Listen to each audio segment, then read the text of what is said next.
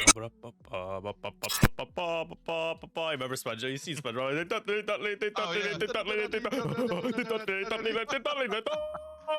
What's up, everybody? How is it going?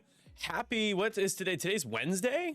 Happy Wednesday. Happy Bad Batch Day. For those of you that watch Bad Batch, I have some hot cocoa in here that the marshmallows I decided to put in here all just kind of just melted, and it makes it impossible to drink. So it's just going to be probably a little too slurpy, but I'll try. I've got a special guest here with Manny. Manny, my co-host, of course, here in Chicago, but we've got Pim, aka Andrew Lippins. How often do you not like it's? Do you hear your name much online? Because you're Pim, right? Like it doesn't matter, man. Yeah, it's Andrew Lippins. Woo! Hey, thanks for having me on. I'm excited. I got myself a pre-mixed Manhattan here with my Darth Vader glass. Beautiful. Taking a load off after that distress, dude. I gotta say, like, we're talking about work. I've been there. Like and you like, especially when you're starting off, you kind of take it home with you, and like it like just kind of sits in your head. So it's good to flush it out when you can, you know. And there's nothing like, it's all expectations I put on myself at this point and my own mental neuroses, right? Yeah. Like no one is expecting me to come in and be like this savant immediately. But to me, it's just like every small mistake I make is like, are they going to start regretting hiring me? Are they going to regret like, oh, this kid doesn't know what he's doing? When it leads like to a spiral. Yeah, and you know, I've talked self-reinforcing cycle, and it blows. I've talked to my mom about this a few times, and she's just like, you know, you got to give yourself grace because they are too, right? They are expecting you to learn, and it's going to take time. You just got to give yourself that. And if you were an employer, you would do the same thing to an employee, right? Yeah.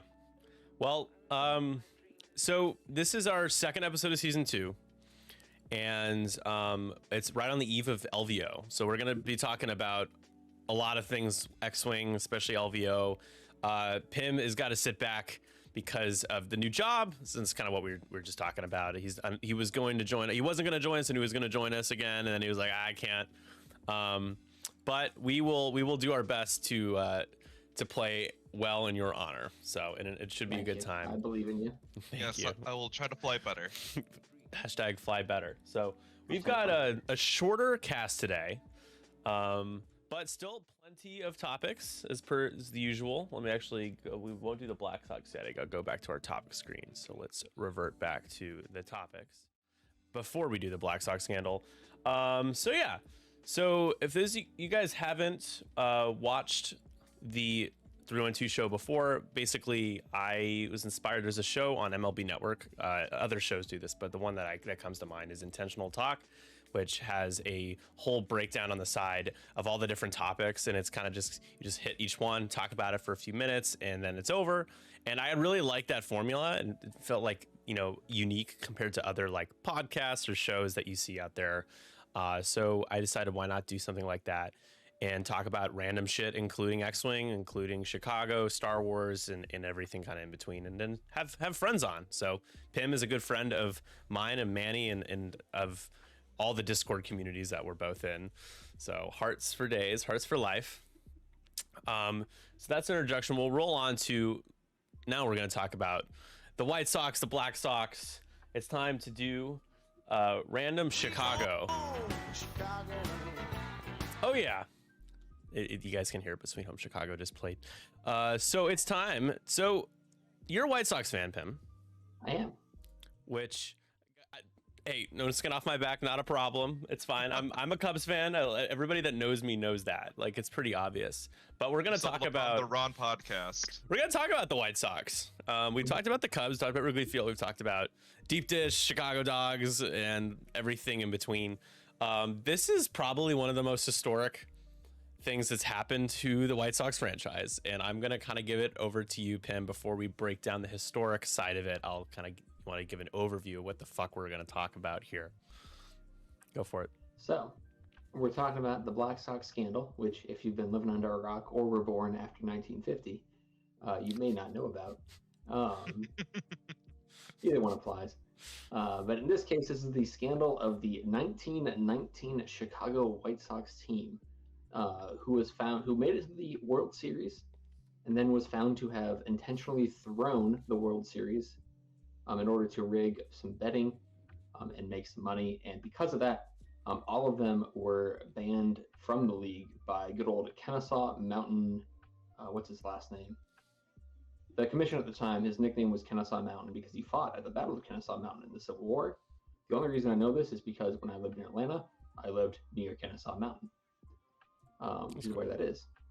But all of them got kicked out of the league, forever banned from the MLB and any related enterprise, which includes the Hall of Fame, which is why comes up every now and again, because among the other people who should be in the Hall of Fame, which I'm a very lenient Hall of Fame guy. I think we should let the Mark McGuires in there, the Barry Bonds. I think Pete Rose should be in the Hall of Fame. Yep.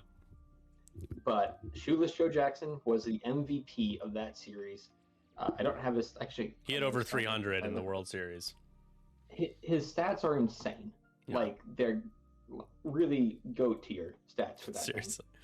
Why was he called Shoeless Joe Jackson, Pim? Why was that his nickname? Shoeless Joe Jackson because legend has it that in the outfield, when he was fielding one day, his shoes were very, very uncomfortable and decided that instead of wearing them, he was going to go barefoot. And the name stuck. There's a few different sources for that. That's the most common nickname. Yeah. There's some sources that link it to like Native American heritage, but I don't think that's true. And that was just like because it was 1919 and he had slightly darker skin, so everyone's like he must be, Native American. Although they didn't say that, I'm sure. They probably put it a lot more offensively. But Shoeless Joe is the big takeaway from that because he had some incredible numbers during that. He's not in the Hall of Fame. He probably should be in the Hall of Fame because he had a Hall of Fame career by any stretch of the imagination. Probably the best player of his era. When he was playing, he was probably the best player, I should say, because obviously that early 1900s era, you get some pretty good players in there too. My dog is barking in the background. Hopefully you can't hear that. Welcome to the show, dog. The other thing about Shoeless Joe Jackson, the other piece of note for Shoeless Joe, is the book/movie Field of Dreams. The book is called something else. Shoeless Joe. I think the book has Shoeless Joe in the name. But as a movie that came out in the mid-90s and a book that came out a little bit before that, in which a man has a strong calling to build a baseball field in his Iowa farmland. If you build it, he will come. And then a bunch of ghosts of old baseball players come and show up and play a game, including Shoeless Joe. What's up, Frankie? How's it going? Dude, Field of Dreams, the music for that movie is like so iconic too. It's such a good movie. Even if you're not a baseball fan, I feel like it's a great film. Kevin Costner's in it. Mm-hmm. James Earl Jones is in it. If we're going to link it back to Star Wars. Mr. Vader himself. The book is called Shoeless Joe. That was the name of the book. I was going to grab it because I thought I had it. I do not. That's all right. I was going to have it properly. That's all right. So to add to the history lesson, there's the Chicago History Museum in downtown in Lincoln Park. Has a section of their museum dedicated to this, which is I was there about a year ago, and it was cool to see. They have a whole Chicago sports part of the museum. The thing that's really interesting about this whole scandal is that we live in a world now where sports players and professional athletes at the highest level get the most ballooned, cartoonish, obscene contracts. They get paid tens of millions of dollars a year. You have the New York Mets spending, committing over $500 million to their team's payroll over the next several years. Small nations. Seriously. For just small nation. One billionaire owner. Single player. So, but in the early 1900s, when the blacks, during this time period, professional athletes, to say that they got underpaid was kind of, an understatement. They were very desperate. They made such little money that this team resorted to conspiring with the mob, with crooks, to throw the World Series. Some key players on this incredibly good White Sox team were so desperate to make money that they decided to, instead of going for the glory and the fame of winning a title, they decided to throw it on purpose so they could get paid out, from these gambling crooks. But the player that Pim was talking about, Shoeless Joe Jackson, was involved in it was named of the group of players that did this, but it was never proven that he actually threw it because he played so well that there was no way that he actually went through with it. But because he was named, he was permanently banned from baseball. I think someday, Pim, he will get pardoned and be allowed to be voted on to enter into the Hall of Fame because he's a Hall of Fame player. But it's a shame that somebody who played well and refused to throw the World Series got banned from baseball anyways because he was mentioned. I don't know if I agree that he'll be pardoned. I think the time to do it would have been 4 years ago, 100th anniversary. They always do this shit too late though. It's always so late. That's true. You know? Yeah. Yeah. I mean, how long did it take for Alan Turing to get pardoned? I know it's not sports, but it was only like a few years ago, right? For being homosexual. And he fucking saved World War II. Yeah. Pardoned for just being a person, God forbid. I know. But anyways, there was one, before we move on, there's one example I did, I remember in my history class in high school, I did a project on this because it's really interesting. There was a player, so the Comiskey Park, White Sox fans like to call the current stadium, which is not called Comiskey Park. The current stadium has never been Comiskey Park. It is not Comiskey Park. Yeah, Comiskey it's a brand new stadium. 2005. Yeah, Comiskey Park is it's even further removed from how people call the Willis Tower, Sears Tower, because it's just tradition. White Sox fans, some of the older fans call the stadium that they play at Comiskey, even if it's not even the same piece of land. It's Comiskey Park. But anyways, Comiskey was the owner of the White Sox, and there was a pitcher, a very good pitcher. His name escapes me. It's in this article that I linked. Starting pitcher who had a bonus incentive that if he had, I think it was 30 starts in the season, he would hit a bonus and he would hit his incentive and make more money that year. Comiskey had him on his 32nd start. He benched him, so he couldn't make his 30th start. He benched him so he couldn't make the start, so that he wouldn't pay him because he was that cheap. So Comiskey, it's weird that White Sox fans kind of have this almost this romantic remembrance, so in a way of Comiskey. The name gets disassociated from the person, right? You don't think about that guy. It's so fascinating though that's a thing. It really it's the same people. People really, they still really deify George Halas, right, for the Bears. When he did similar stuff of because all owners do, right? All owners in sports have always done that. Have been oh, I can screw people out of money and save money. I'm going to do that. Yeah, by all means. That's why, going back to the point of the Sox not having, the players at that time not making a lot of money. That's before unions and collective bargaining, right? That's why those things happened, because these players are making, chump change, right? Some of them are working multiple jobs. It's just such a different time. It's hard to believe that athletes at this level, especially on good teams, typically good teams have good money, and the White Sox found a way to win with some of the best players with a cheap owner and no payroll, and then they got pushed into the corner of cheating so they could actually make some money. It's just really interesting. So that is, the White Sox have, I wouldn't say of all 30 teams in Major League Baseball, active teams, they don't have the most extensive historical background, but this is of a few. They had a very long drought. I mean, after this, they had a drought of 80 years, right?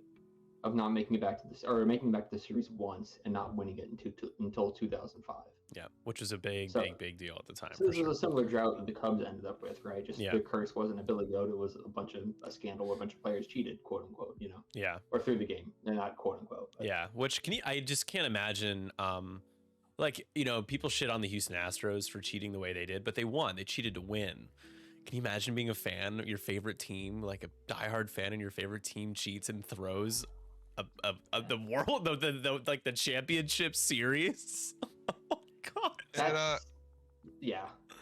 What do you think, Manny? That reminds me of what Tom Brady and a deflated Deflategate. football. Yeah, a Deflategate. It's just but it's the opposite, right? That and the Astros are both cheating to win. It's how would you feel if they cheated to lose, right? Oh, as a fan, it would suck. So I would probably just abandon them because oh wow, for you guys use chose to just throw the entire game. As a fan, I would be completely disheartened. you don't root for the team until all those players are gone, right? Anyone implicated is out, and then you can be like, okay, I can root for the team again. But Yeah. if you Alright, aren't well, I interested, just learned a lot. if you I aren't mean, interested in this I don't know story, anything about baseball. for anyone else, if you are interested in the story, there is another movie that's directly about this scandal called Eight Men Out. Came out in like Yeah. 1988 It's a great or movie. something. Has Christopher Lloyd in it. Has John Cusack in it. I think Charlie Sheen's in it. Am I mistaken on that? Charlie Sheen? Oh boy. That's got to be Major League, isn't it? Is he in any other Maybe baseball just movie? Major League. Yeah. But it's got some good actors in it. It's a great movie. Yeah. Worth a decent, gives you a good background of the story and kind of, it definitely paints Shoeless Joe in the best light because I think a lot of revisionism on that, or not revisionism, a lot of people look at those numbers and say, again, he couldn't have been throwing because if he was throwing, he's the worst thrower I've ever seen. Yeah, exactly. I really wanted to make it extremely convincing. He really wanted. He did. He That's won the devastating, MVP man. award for it. Yeah, he it's was the most pretty valuable devastating. player despite being on the losing team. But the last thing I'll say about the Hall of Fame, again, I'm very loose on that stuff. But like, especially now with the way sports betting is a thing. I was just there, by the way. I was just at the Baseball Hall of Fame. Were you? For the first time, I took my dad as a birthday gift. Yeah. Yeah. It was very, very cool, dude. I like cool. It was sorry. It was go on. The museum's incredible. It's just It so cool. I want to get it one day. Yeah. But I have to go to Ohio, and who wants to do that? No, that's not. That's in Cooperstown, New York. It's in upstate New York. Oh, is it? Yeah. I'm thinking football. That's in Dayton. Go ahead, Manny. All right, yeah. Would you equate like the Hall of Fame to like today's Oscars, in where it's just like who really cares, or no. Oh, absolutely not. No. Okay. And I think people still care about the Oscars. There's just like it's diminishing the name quality of like, the wow, that's a household name. Of it. There's not as many like household names as like Babe Ruth, Lou Gehrig, like all these old school players. Also, it's in a different space now, right? Like, it's evolved a lot. The same, and it's for lack of a better term, its popularity's dwindled, right? Yeah. Like baseball now is nowhere near as popular as baseball was 50 years ago, or even 30 years ago. But still, being in the Hall of Fame is a huge honor because, like, that's, the people who vote on that are not fans, so it's not like a who cares thing. It's like the people who have followed the sport for a long time, other people in the Hall of Fame, journalists, players, etc. The people who vote on that, like, and sure, there's some things they have weird hangups on where you're like, I don't, like, why don't you put this person in, or like, who cares what XYZ person thinks about who should be in the Hall of Fame? But I think it still has a lot of weight to it. Yeah. And especially as a player, Gotcha. like. Yeah, that's the whole debate, right? Of like, how do you define your success as a player? But like, is it number of championship rings? Is it number of MVP awards? Is it a number of like, is it dollars, right? Or is it just like stats, being recognized? Usually. Yeah. Yeah, it's just stats. Yeah, it's like weighted against everyone else's. Against LeBron James. It's like, who's better? Those are the weird things that are so hard to quantify, though, because like the sports evolve so much. It's like, is Shoeless Joe a better hitter than like A-Rod? I don't like how LeBron James had to do a Space Jam 2 in order to like try to one up MJ. Yeah, to get on the same level. Anyways, last thing I want to say about the Hall of Fame, with betting being so prevalent now in sports, I think it's ridiculous. It's ridiculous. Or Pete Rose. But like Pete Rose, it's so stupid. Like every day I see another. I hate that shit, dude. Caesar's Sportsbook. Gambling worlds that we're in now. Oh. That annoys the hell out of me. I'm like, Pete Rose, like, are you kidding me? He must be like, how do you think he feels when he sees these ads? Like, are you fucking kidding me, man? Like, I get a lifetime ban. Meanwhile, they're making billions of dollars on this. Manny, I don't know if you know who Pete Rose is, but Pete Rose was he was an infielder, right? Or did he play in the outfield? I can't remember. He was a shortstop, I think. Yeah, he was an infielder for the Cincinnati Reds, who is also just like incredible, like top tier, one of the best players of all time, Hall of Fame worthy. Yeah, but he gambled while he played. He got caught gambling on like himself and on his team and on other teams, and he never threw anything. But like it was against like, but you couldn't do that, and he got banned from baseball. And for entering the Hall of Fame. A unique case because there's a question of that's true. Most hits of all time, like self-interest, right? I mean, is that a conflict of interest if you're betting on if you're able to bet on your own team? If you bet on yourself, is it a conflict of interest? Because you want to win anyways, right? If you bet against yourself, it's a clear conflict of interest. Yeah. Well, yeah. So then you only have one option. Sure. I mean, we got two options. One of them not betting, but like I don't think it's. I think it. Here's the question, I guess. Then, right? If I'm playing, here's a relevant question. I'm playing on 312 stream, right? Before the game really gets going, I log into chat. I bet all on myself. He's scandalous. Am I getting banned? Right? Because like I want to win anyways, so why not bet on myself and double my winnings, right? I double my losings if I lose, but at the same time, it's like. Yeah, no, it's now. I think it should be really. You're right. Now, I mean, back then, everything was so conservative. It's your dad like lecturing you about getting drunk when he's like about to fall down because he's drank so much. Like that's what this is now. Baseball to Pete Rose. It's actually a pretty good question in the chat. It's yeah, that's true. Will have you bet your team on one day and you don't bet on another day? Is that like basically quietly saying that I don't have faith in this future game? Yeah. I mean, that's a good point. At least now you're not 100% sure, right? Maybe if I'm 50% sure, I don't. I think at this time he just like they should just be like, look, like you shouldn't have done it. It wasn't okay, but like you were a good player. We're gonna forgive you. If they want to put an asterisk next to like his name and Barry Bonds' name and Mark McGwire's name and like, anyone who's questionable. Yeah. Like, fine. You want to put an asterisk next to their name, fine. But you can't tell the story of baseball without these players. Yeah, that's true. Let's move into hot takes time. Oh boy. I'm actually this is kind of always exciting because Manny gets involved in this one. And I will let Manny. We love Manny's hot takes. So I'm gonna have the button on standby here. It is baseball related. Okay. And I'm pretty sure I've told Nick about this. All right. You know what? They should make a league, or just bring like the old league back, where players are allowed to do all the drugs. Let me see home runs every inning. Let themselves filled with on live TV. I want to see them trader come out and juice him live. Oh yes. Believe it or not, bring it back. Your views will be just when I was in college. When I was in college, I had to take a ethics elective, and the one that qualified one of the ones that qualified that seemed interesting was like sports ethics to me. I'm like, sure, that seems curious. There was a long discussion about like performance enhancing drugs, because whether you like, depending on how you define that, people in the league are already doing it, right? Is protein powder performance enhancing drug? Or talk about the technology that's helped players, right? Better cleats, better bats, better batting gloves, right? All these things that like help players somehow. Is that a performance enhancer? Should those all be banned? Where do you draw the line between is like what's an okay? I think I agree though. I think I like the hot take. Like I think it's just such an interesting question. But at the same time, it's like, bro, I've been watching baseball every day. But here's the I thing: just saw a bunch of juiced up players just batting these players. If anybody left for that league, they would never be able to come back. Like, how do you split that player? I mean, so then like, all the washed ups, all the like old retirees could just go to the other league and just the biggest issue you're gonna get with that. Juice. The biggest issue you get is people who push it too far and then die because they're on too many PEDs. Well, I mean, and that would be that's the epidemic, right? Of people like, I gotta hit another home run. Well, he had a heart attack. Everyone expects like that type of risk, right? I think it's an implied risk. Yeah, but it just becomes like a one-upsmanship game, right? Like, he's on 300 milligrams. I'm gonna do 350. I'm gonna do 400. I'm gonna do 425. My heart's gonna explode. Like, you know what I mean? Manny should be the commissioner of this league, though. Do you set a cap where people can only do like X milligrams per weight, or do you like just say go crazy and then go crazy? And that's part of the appeal, right? It's part of the appeal, like a destruction derby. Someone may die.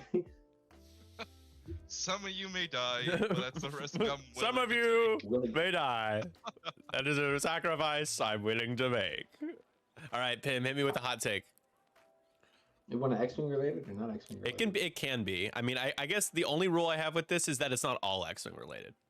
Not all X-Wing related? So like, I challenge you to think of something that's not X-Wing related, but I will take it as like a first like jumping off point. You can do an X-Wing. Oh, I've got a perfect hot take that I argued with my wife about this weekend pretty extensively. All right. Maybe last weekend. pop punk is a terrible name for a genre because anything that is both popular and punk cannot coexist. Oh yeah, like it's a contradiction, it's a paradox. It You can't is. go- Yeah, Yeah, it's true. Punk is based on counterculture. The minute something becomes popular, it's no longer counterculture, and therefore it's no longer punk. Yeah. So It's pop equivalent- punk is a shitty name. Depending on I don't care how you think about the genre. It's for me not my favorite, but for years I wondered why I disliked it so much, and the answer was the name is stupid. What's I don't what's care an what you example of call like a pop punk band? Like Panic at the Disco or Or like- All Out Boy. Like- Okay, it. yeah, okay. What would I call the pop punk genre? I have Oh, no boy. goddamn idea. Because that was her question too, and my answer was I don't know. Emo? Punky punk. like Spunky Third punk. wave- Let's call it spunk third punk. wave grunge. No, that like, I don't sounds care. Funky punk? Sure. Spunk that sounds punk. something else. I don't think punk should be anywhere near the name though. Yeah, I agree. Because again, the whole punk movement was originally like a movement that was counterculture. It was against the rock of the time, and then it evolved into new wave when it became popular. And then it popped up again with Green Day's early stuff, but then Green Day became popular, so they're no longer punk. Yeah. It's such a weird Right. dichotomy of What is is Linkin Park just like punk rock? I'd It's call like them punk rock, pop right? punky. Yeah, Nah, yeah, call it Because they more have rock. some, They're more yeah. pop. I would say like 10% They're more pop or rock. 15, Yeah. 20%, 10, They're more 5% rock. concentrated power at will. Pop punk's more stuff with really really high treble guitars, and nasally more singers, My Chemical Romance, or again Fall Out Boy is the one I go to. Yeah.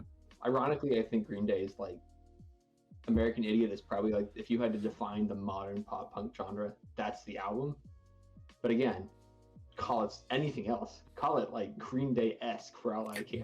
It's just wow, to have your band develop into a genre. That's I mean, there's Beatle-esque. What's up, Sound- JF Goodrow? That's my genre. goddamn catcher. JF, one of the best hitting catchers on the 312 crew.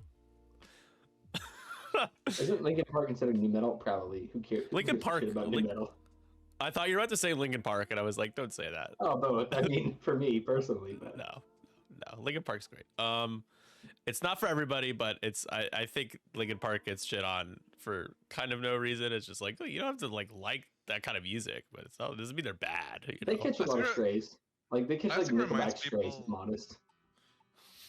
I think it reminds people of oh, it's edgy teenager high schooler shit. Yeah.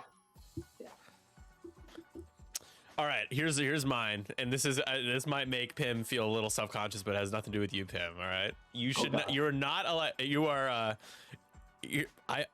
How do I phrase this? Good luck, JF. Everybody's getting married at a younger age than me. I'm 25. I feel old with how young people are getting married now. So this could fall under if I were president, but we'll do something else for that. But you are not allowed to get married until you're 25.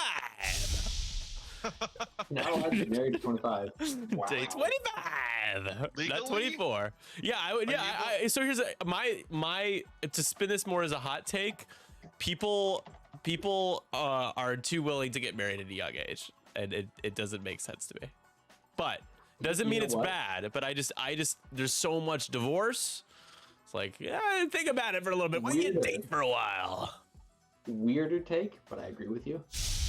Yeah, I got agree. married at I don't 21, know. and I agree with you.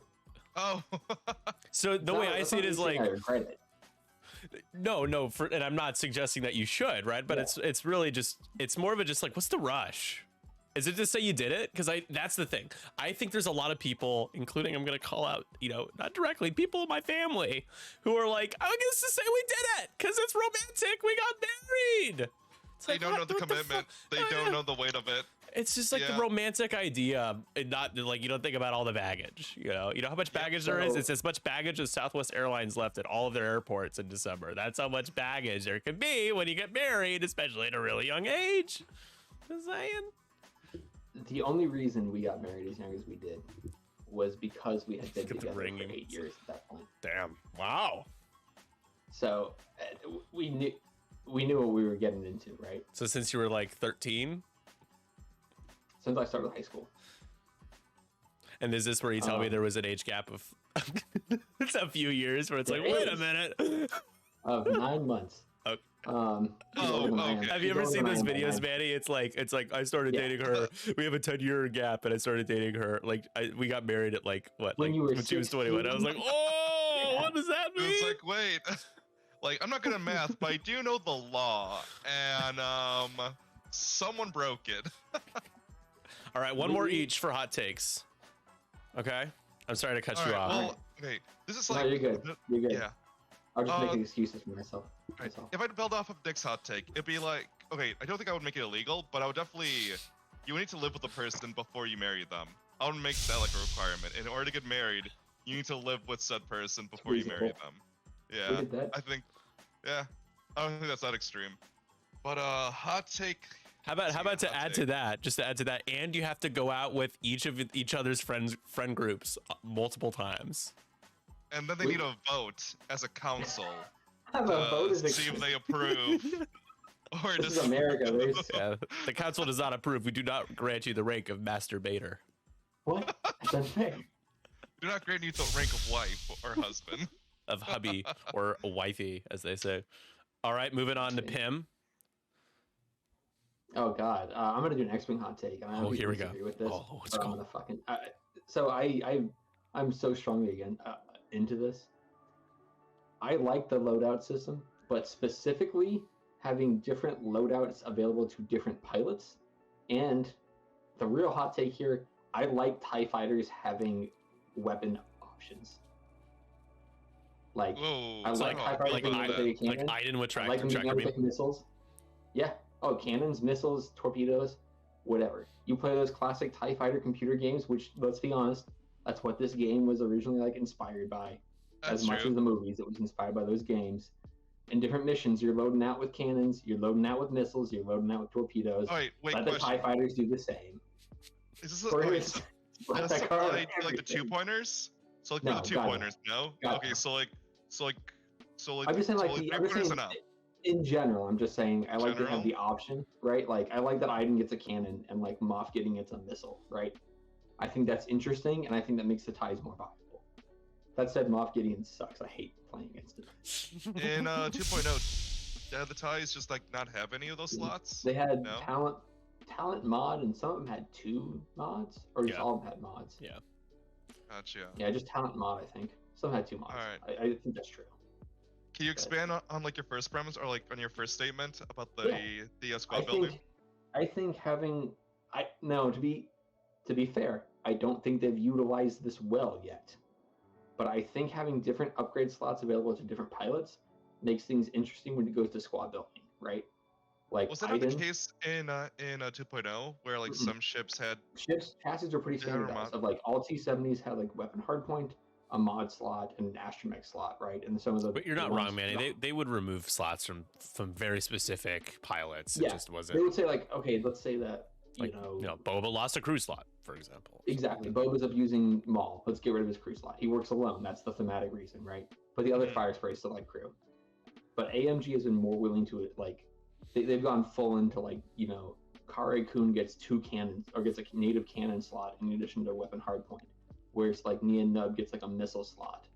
Mhm. Yeah. Or like, or going to the ties, right? Iden gets a tractor beam or gets a cannon slot, but Moff gets a missile slot. They mix it up and they give each pilot, I think it gives each pilot more flavor and uniqueness. I do get Yeah. frustrated sometimes when it's like Poe Falcon gets 1 crew, but Chewie Falcon gets 3 crew or whatever. Like that annoys me sometimes. But I also get it because it's easier to balance that way and also makes them more interesting. Of like, okay, if I only get 1 crew, how am I going to build this? Like the same thing Yeah, with I think- Cassian. Cassian Ewing only has 1 crew for some reason. Oh, interesting. Yeah, I think Right. out of that, the squad building and the upgrade points, that's definitely the least offensive in terms of what they're able to take, what upgrades they're able to take.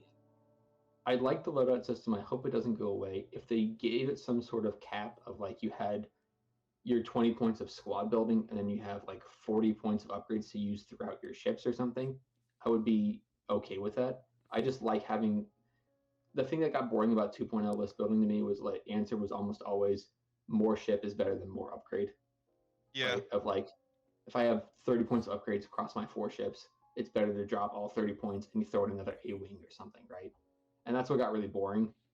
to me. So like I like having dedicated loadout for him. But if you wanted to put like a cap on it so we don't have 300-point lists still, then sure, I don't care. Yeah, it's gotten better at least in that regard. We are, and I think we're still inching towards that. And I think right now they just don't really want to change much before Worlds, trying to keep it as like one season, so to speak, right? I'll Yeah. be surprised if like- they do like a huge update on points like a week or two before. Like We've they got would 2 with months. Epicon. Yeah, we've got months, 2 months okay. left. All right. Unless something dominates LVO that they Well, didn't expect. We we're not gonna see we the X-Wing's updates. 2 away, so I think we'll table the rest of the X-Wing talk just because we'll spend the most time talking about it. And Pim, I don't want to keep you up. I like X-Men. I know. Me too. All right, my last hot take before we move on is that the movie Uncut Gems is bad and you should not like it. I agree. It is never not a agree good with movie. that. It is trash. Bad. It's It's a bad one of movie. those.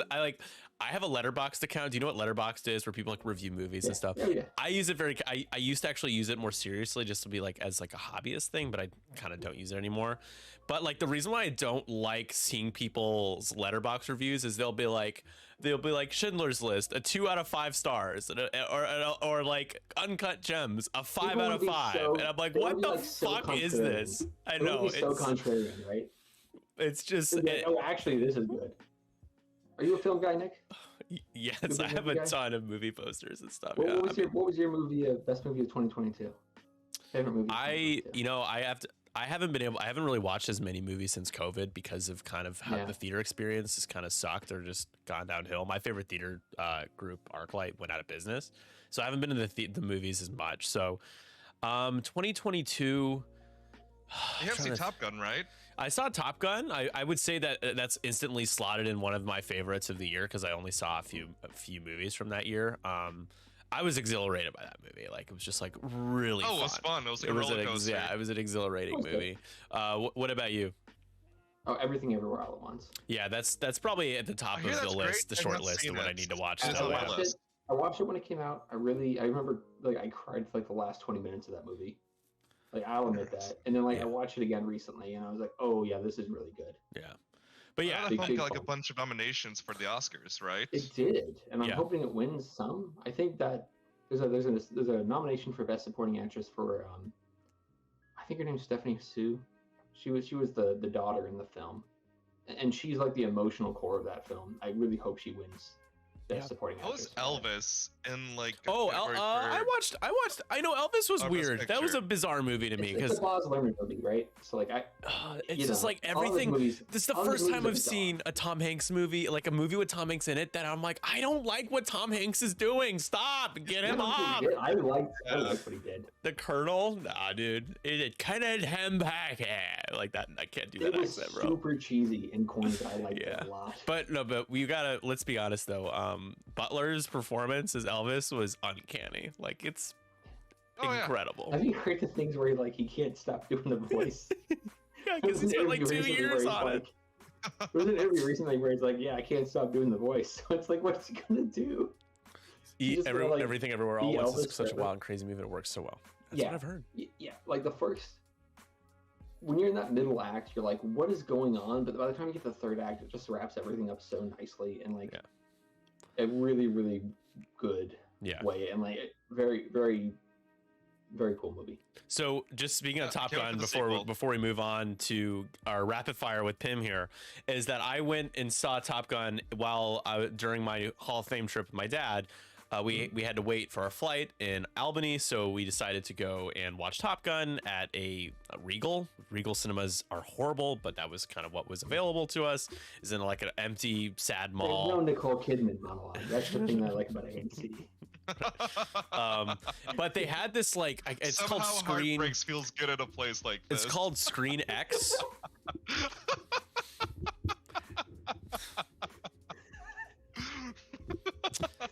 Is Screen X the one where they have it like wrapped around Yep. its sides? It's so stupid. Well, here's the So problem, bad. Pim, is that it was on like a 1 frame delay when it would cut to the next shot. So I it was watched- my dad looked over to me and he does like sound mixing. He just retired. He did like engineering mixes. You know, like this dude is like he knows an experience, like a theater presentation, and he's like, I swear to God, if this is this way the whole movie, I'm gonna kill myself. And they would turn it when they weren't flying, it wouldn't be on screen. Like you wouldn't see the sides, but it was very weird. The only movie I've ever What's up, seen like Josh? that was Captain Marvel, and they did it for like the fight scenes. I just remember it was so like disorienting to watch because I'm like, I don't, what, it doesn't do anything. Yeah. Because they were like projecting it on like a textured surface, so you couldn't really see anything. They were just like, Yeah. well, we got to put. It just stretches the screen. It's stupid. Yeah. We're just gonna put it in this one theater, and then it's gonna go over these sound reducer panels, and who cares? And it looked like crap, and it was so distracting. So I'm like, there's just things happening in my peripherals where I'm like, I can't focus on anything. Yeah. No, it was. What a terrible idea. Yeah. It's their competition with IMAX. They're trying to have the patented thing, and it's stupid. It doesn't work. It has no. Yeah. It doesn't work I like the intent of a more immersive experience, but it's not the way. It's too much. It's misguided. Recently, I have been going to see films though with on-screen subtitles. You can find that like not uncommon now, and by God, it is like helped so many movies for me. Where I'm like, that's nice. Because like sound mixing in modern movies is so bad. Oh, it's trash. It's always up to the director too, which is kind of I think people don't realize. It's not like the mixers that. Yeah. Yeah, let the engineer do it because like you should be normalizing your sound. So like Christopher the Nolan. Explosions, the explosions don't blow up my ears, but then I can't hear anything Brad Pitt is saying. You know what I mean? Like I want to show my mom Inception, but the beginning of that movie is so loud and disorienting that like, and they talk so quietly that you have to like turn it up and down, like just like the dialogue and turn it down. You're using like a wheel. You may as well get like a wheel for the remote to be like up, down, up, down. Exactly. All right, so we've got our guest rapid fire here with Tim. So what Manny and I do is we just pull questions out of our ass. So you have 1 minute and 30 seconds. We're gonna try to ask as many questions as you can answer in that amount of time. Okay. Manny and I are gonna trade off between asking the questions. So we're gonna give it a moment, Manny, for you to think of your first 1 or 2 questions, and then I'll start with you. You tell me when you're ready, and I'll start a little timer. All right. Any question? It can be. I last time we just did this or this. We're like, pizza or pasta, stuff like that. We're like, whatever. It's just, don't ask a really long, elaborate question that he has to be like, that's an interesting question. I'll have to think about it. It's like, what's the meaning of life? All right. Ready? Okay, I got one. Here we go. Starting the timer. Mid 30. Starting it now. All right. Pancakes or waffles? French toast. Ooh, okay. All right, pizza or pasta because it's a layup. Always pizza, every meal. Okay. Honestly, right. Honest to God. All right, it's 2. All right. Oh, what sport did you grow up playing? Believe it or not, basketball. But I played track. I ran track in college. Did a little bit of baseball, but track was mostly it. But I love basketball. I still really want to get a hoop. All right, Star Wars Rebellion or Outer Rim? I haven't played Rebellion, so it has to be Outer Rim. Rebellion looks like too much setup for me. I can't. Games with long setups, I can't do. I'm too ADD. All right, Manny, go ahead. We're in 4. Who's the chosen one, Anakin or Luke?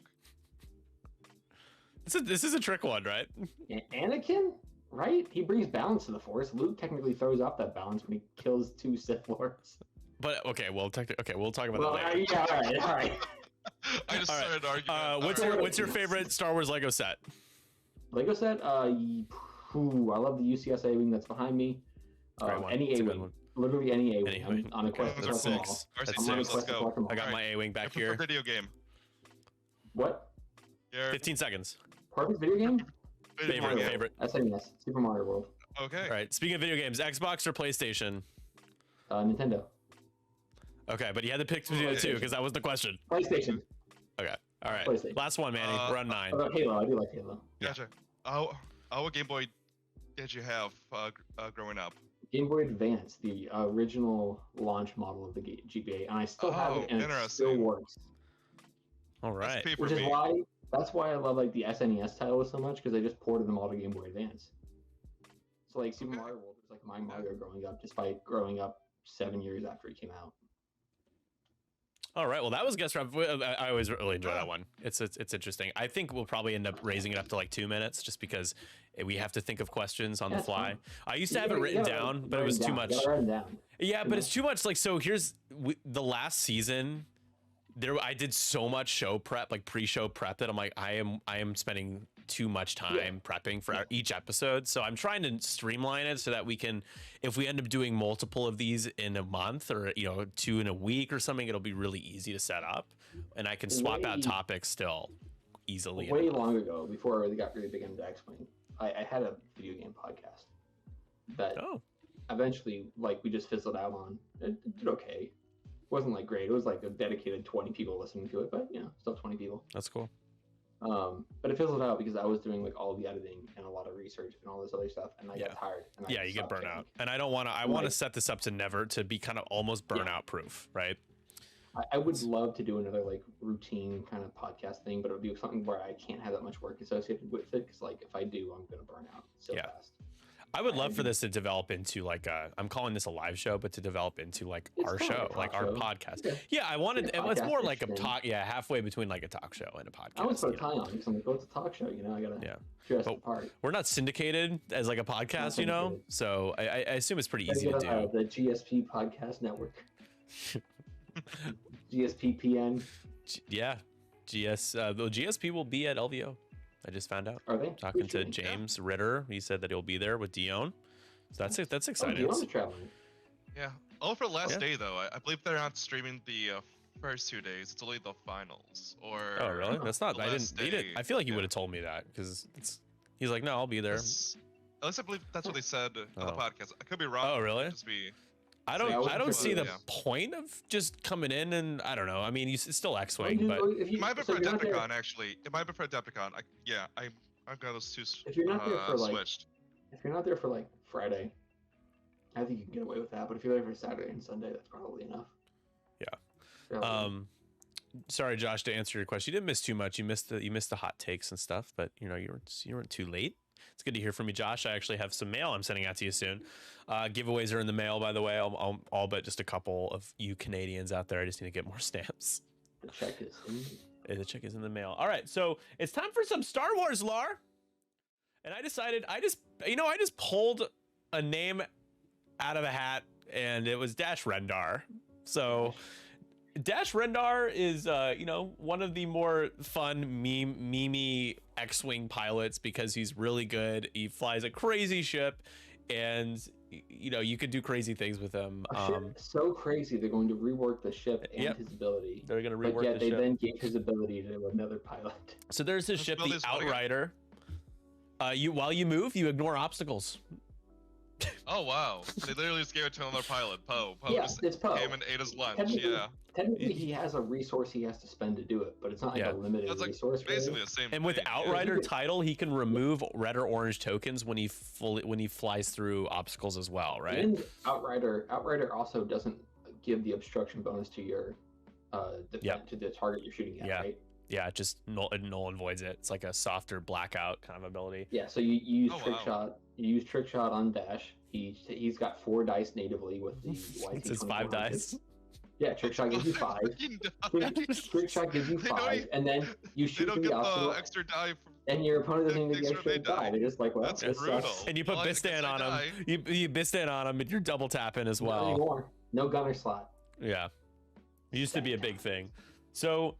There is a canon section here, so I'm just going to read this, guys. Pardon me as I look away here. I have the book that he's canon in. So the canon, we'll check out the legend section, but Dash Rendar was a male smuggler and mercenary who lived during the reign of the Galactic Empire. During his travels, he encountered the Wookiees, Chewbacca, and fellow smuggler Han Solo, who claimed to be, he was a hotshot who claimed to be better than Solo. Am I reading this right? A hotshot who claimed to be better than Han Solo. Rendar later claimed that it was Chewbacca who was the real brains behind their operation. I mean, that's not wrong. Rendar also marked, Han's a pretty face, marked a map of the Kessel Run that was included in the Midnight's Journal. He piloted YT-2400, a light freighter, which we were just talking about. Again, here's his ship. And it mentions his allegiance to the Restore the Republic, the Alliance to Restore the Republic. Yep, sorry, as I butcher all technical name. The first canon appearance of the Outrider in Disney canon. In Rebels, right? No, not the ship in Rebels, but the Outrider itself, like the titled YT-2400, the Outrider, is in the the YT series instruction user manual, which is an in-canon book that is meant to be like a car user manual. It is meant to be a user manual for the YT series of freighters. I have it. It's a very cute little reference book. It's like that thick, right? It's super thin. That's interesting. That's fascinating. But it's got some cool cross sections and stats and details cool. of the ships. It also there's one says for TIE fighters and rebel ships too. on the legends section, it says he was a human male smuggler and freelancer who was born at a wealthy Corellian family. During the final years of the Galactic Republic, he chose to pursue a career as an officer in the Imperial Navy rather than joining the family shipping business. Legends Corellia is so interesting to me when you compare it to canon Corellia, because Wedge, right? Corellian, Han Corellian, all these legend stories about the Corellian security force with Corrin. All the best pilots are from a Corellia. Yeah. But canon Corellia, we get very little of in Solo, right? Isn't that where the story starts? It's not on Corellia. Yeah, because he's where he's from. Isn't Corellia a massive Imperial shipyard where they build Star Destroyers? I don't know if it's Imperial because they do the freighters, right? That's the and I also series. the Corellian Corvette is also yeah. I guess it's where they build. It's a massive shipyard ship planet where they build a lot of nice ships. Sides.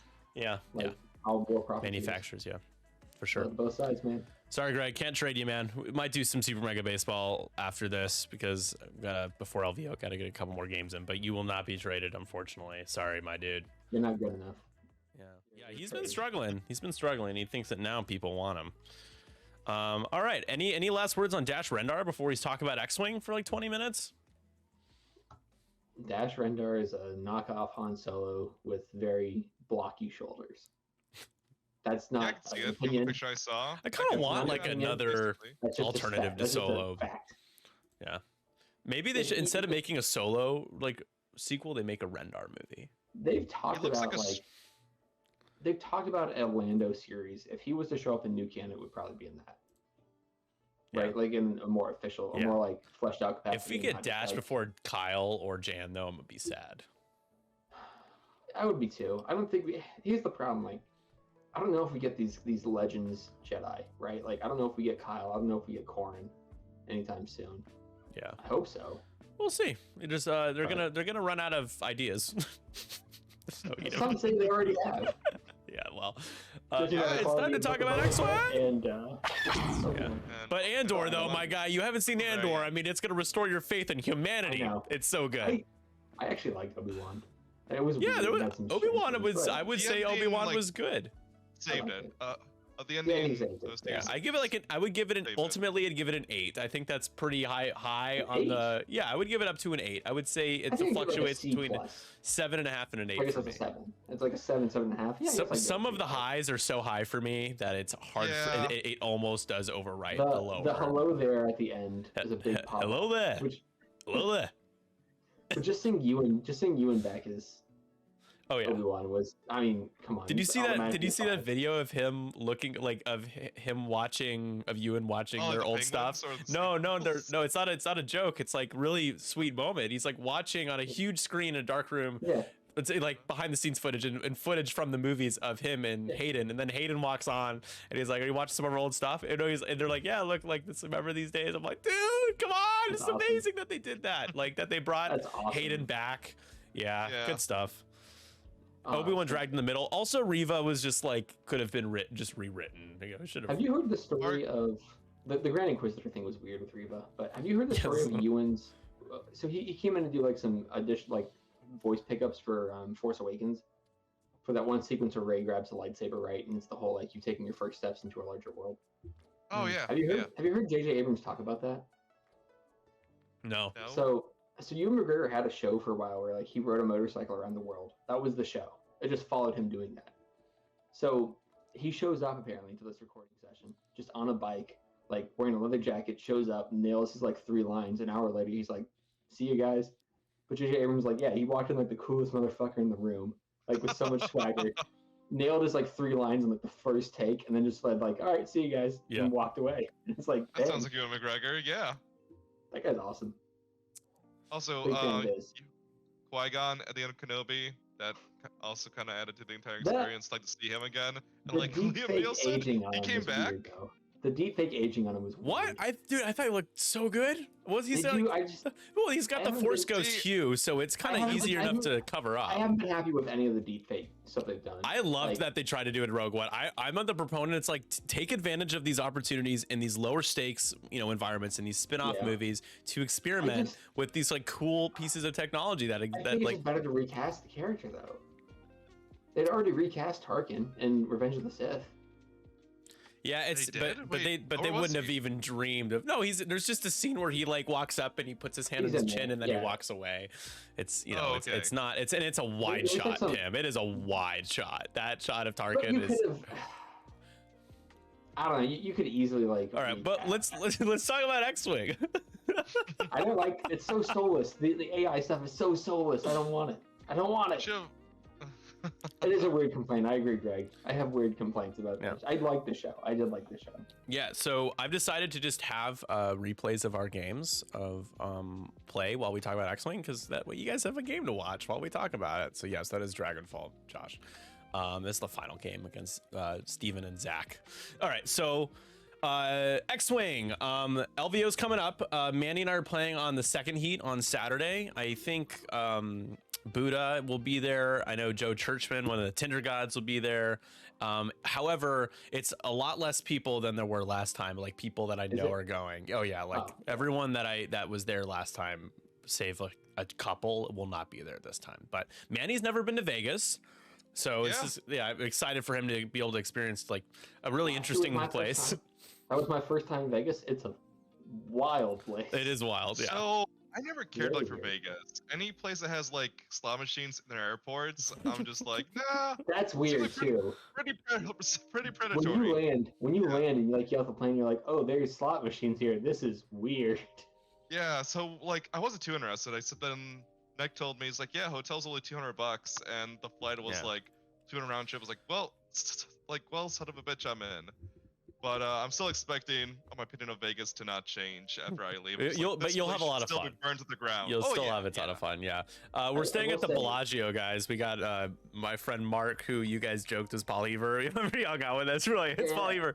Mark works for MGM, so he got us it was like almost 50% off the hotel at the Bellagio, Beautiful. which is considered one of the probably the nice, if one of the nicest on Oh the yeah, strip. it's still one of the premier ones, right? Yeah. Like, for sure.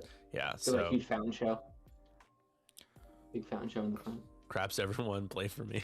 I will Yeah, say, can't be as last good as year- you, Greg, with craps. Last year, I want to give Greg a big shout out because I hadn't ever gambled before, and he was like, "We're gonna play blackjack," and we sat down, and he kind of like helped walk me through it and everything.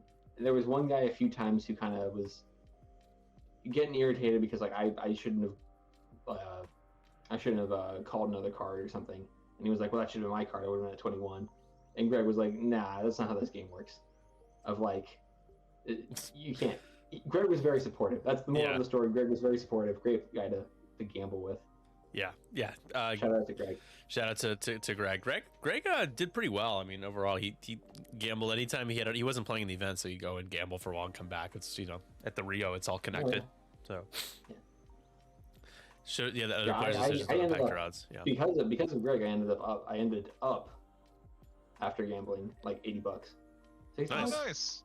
I made money. That was like There more you of the go. story was I was Attaboy. down like 50. I was down like 50 at one point, and then they switched dealers, and all of a sudden I ended up like up 60. So it worked.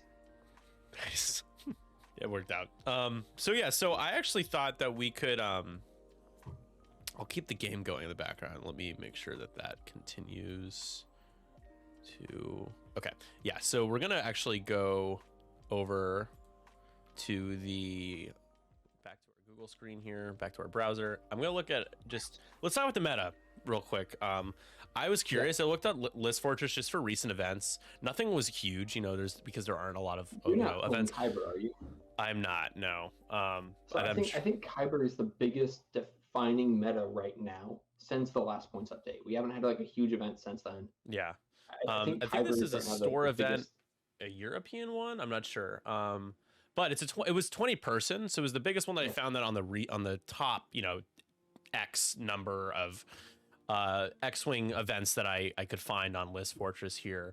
and there's a little bit of a pattern. I think it's really interesting. So I thought we'd just quickly go through a couple of these just to kind of, Manny, this is gonna give us maybe a slight idea of what we could see at That's what LVO. we're seeing the most of. So Manny, why don't you start off with telling us like what you're planning to bring first. Okay, yeah. So Should we punch out yeah, Manny's so list? I mean, like, yeah, please. I'm just flying the ships that I just like to fly. I'm not going off of the meta. I'm flying Trigger Happy Flyboy Poe, Zay with Heroic. I'm still debating between Pattern Analyzer and M9. Let's hear the rest. Let's hear the rest before I make a suggestion. Yeah.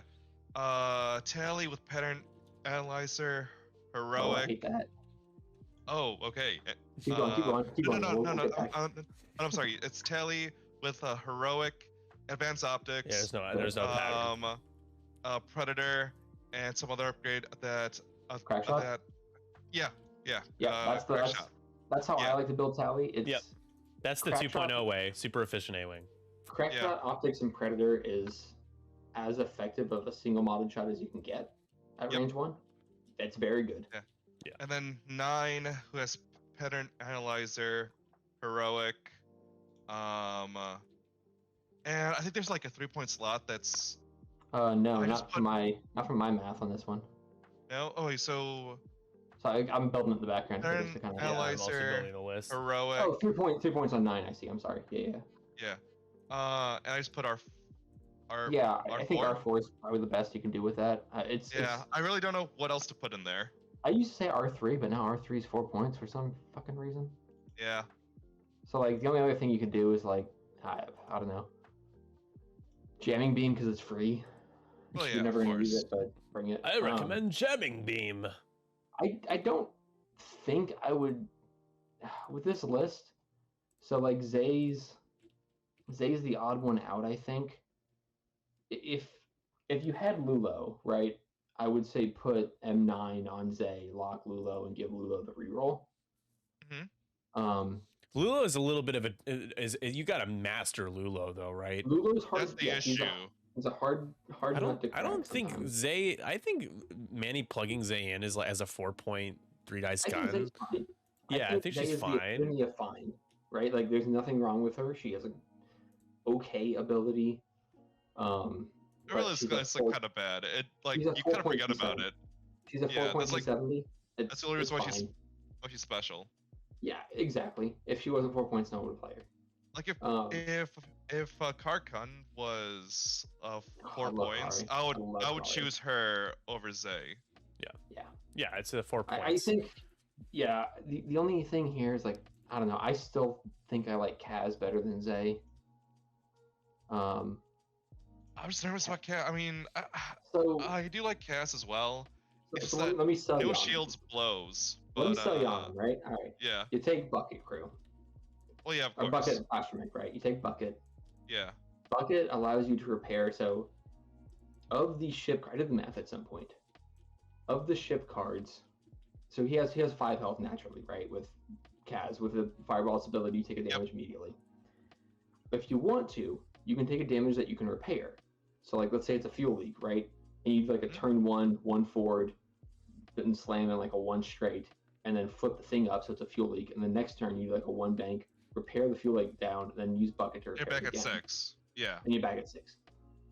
However, if you don't do that, as long as you take a card that can be repairable, the odds of you having 7 health is like 60%, which is the same as a T70. And you also have an additional initiative with Kaz. That's So true. that was a little wonkier, but like It is. I don't have the math in front of me. Like I said, I went out and did it one day. Kaz with Bucket is as tanky as a T70 at least 2/3 of the time, which isn't a guarantee. But he can Gotcha. also, with 3 natty or like 3 agility, he's also a real annoyance sometimes.